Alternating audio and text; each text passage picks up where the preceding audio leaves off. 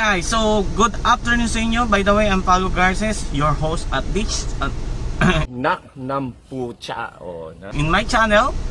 I hope na lagi kayong dyan para manood ng aking mga vlog regarding sa business, BIR, SSS, pag-ibig, PhilHealth, and everything regarding related in business. Alright, so dito po tayo ngayon sa RDO 54B sa Kawit branch ng BIR or RDO ng Kawit.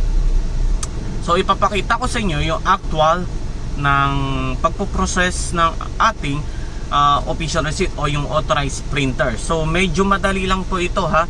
So no need, siguro sa akin no need na po tayong maghanap ng ibang printer na authorized dahil sa loob ng BIR ay meron po silang siguro rini-repair na mga printer diyan sa sa mismong loob para at least hindi na po kayo kung saan sa maghahanap, pupunta dito sa BIR, then pupunta doon sa mismong authorized printer para magpapirma kasi kayo rin po mismo yung magpa-process nito.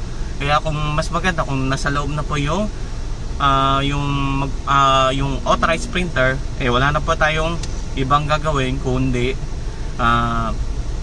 magpakompleto na requirements sa kanya, then tayo magpapasa sa loob para less hassle po sa atin at tipid po tayo sa oras. And also wala na pong gastos sa pamasahe or gasolina kung sakaling may sasakyan kayo. Okay, tara, samahan ninyo ako sa pagpaprocess nito.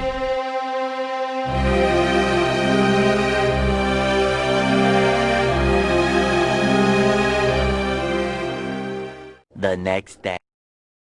Magandang umaga sa inyo. Ay date natin ang ating pag-aasikaso ng official receipts or yung authorized printer. Pero suddenly ay meron pong aberyang nangyari po regarding po sa close temporary close ng RDO 54B dito sa Kawit branch due to disinfection or disinfected area nila or disinfected ng office nila. I-disinfect nila yung office nila.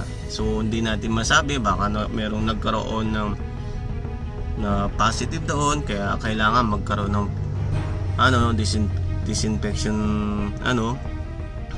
disinfection area para at least mawala yung mga virus, or talagang routine lang nila na magkaroon ng disinfection. So medyo nakakadismaya dahil nga kahapon nandito po tayo, naabutan kasi tayo ng cut-off, so hindi na po nila i-pre-process. Tapos walang pasabi na dapat walang pasabi na ipapadisinfect yung office.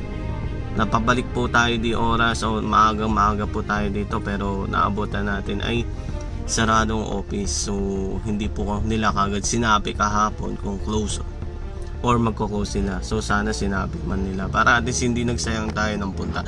So medyo sabi ko medyo madali lang naman po ang proseso ng pagpapagawa ng authorized printer or official receipts, pero suddenly na-encounter natin ganitong mga problem.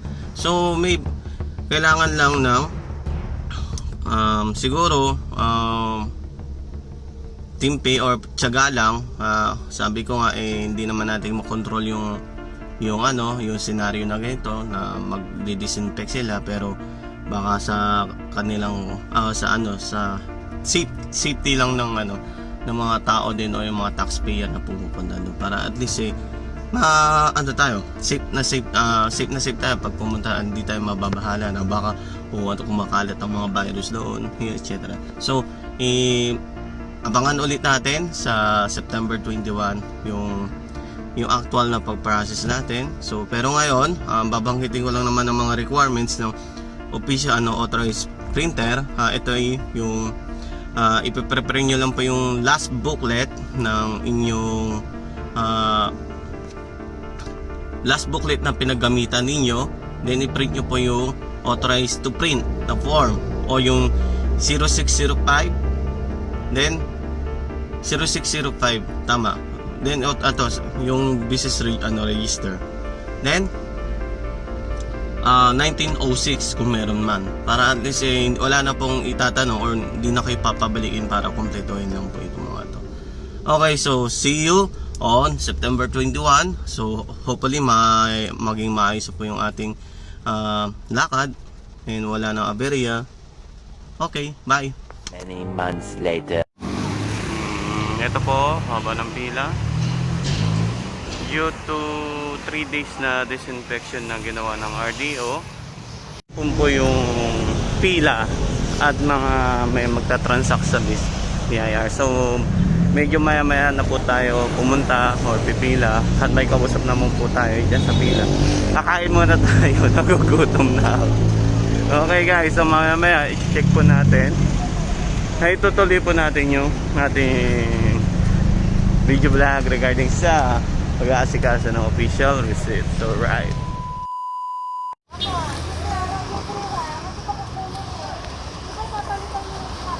Medyo malapit na tayo guys.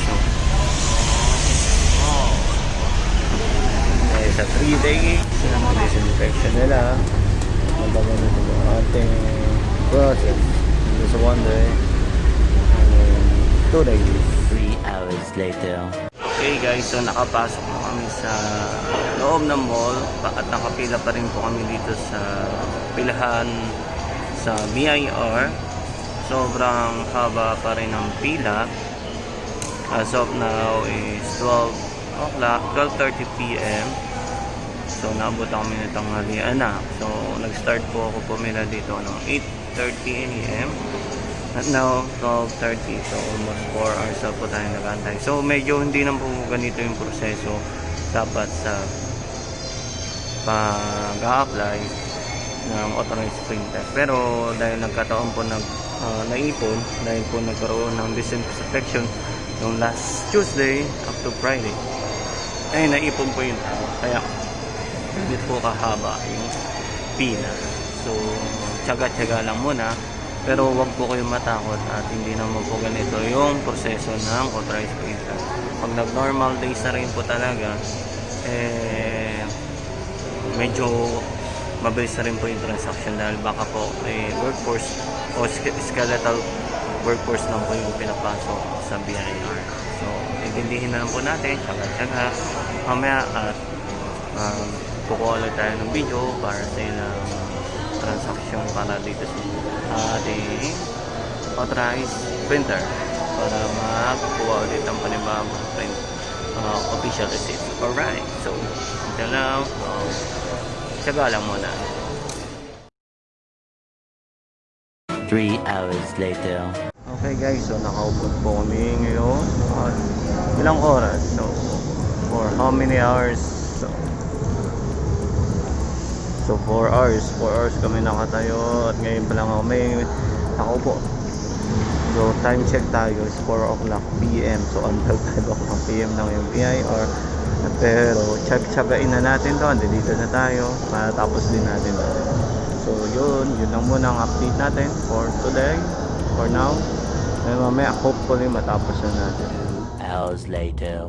Okay guys, so dalawang embot na lang papasok na po kami sa office ng RDO 54B. Tama, sa Kawit Drive. So ito yung mga nakasama ko. Ate, say hi.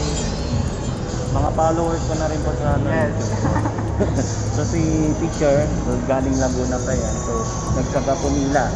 So dahil sa 3 days inspection ng office nila, naipon po yung tao. Kaya ganito po kahaba yung pila. So hindi naman po ganito yung process ng BIR. So medyo madali naman po siya pag regular naman. Kaso dahil sa pandemic issue, virus, nagkaroon po ng ganito. Anyway, later, update na naman tayo mamaya. Bye. Okay guys, time check is 4:45 PM ng hapon. So, andito na tayo in front of the BIR at malapit na po tayo makapasok. For how many hours? Almost 7 hours na po tayong nakapila. So, kapag may tiyaga, makakapasok din tayo at makapag-process. So, maya-maya na po tayo mag-update ha. Bawal po kasi mag-video sa loob. at baka tayo makasuhan. Okay, see you guys. Mamaya kwento ko na lang po yung details ng kung paano po yung nangyari ha. Alright, sige, thank you. So nasa loob na po tayo ng RDO. Salamat. At may bunga po ang ating pag-aantay. So i-recap po natin yung nangyari today. So tayo ay nakarating dito no 8:30 ng AM umaga. So ano nangyari po kaya, kasi ang kaya po nagkaganito, mahaba po ang pila, is due to disinfection nila ng office dahil po siguro nagkaroon po ng possibility sa loob, pero at least okay naman po at wala pong risk. Alright, so yun, parang then pumila po tayo ng almost 7 hours at hindi naman po nasayang yung oras at nakakatawa lang din kasi may nakilala din po tayong mga tao dito at na-enjoy naman po natin yung pila. So yun, si Kuya Guard po, salute tayo ni Kuya Guard na hindi ko siya pumatol sa mga mahihitang ulo. Alright, so yun, maya ay ipaprocess na po natin ating ADP, authorized to print. Alright, so mamaya po tanya po natin ulit ang nangyayari.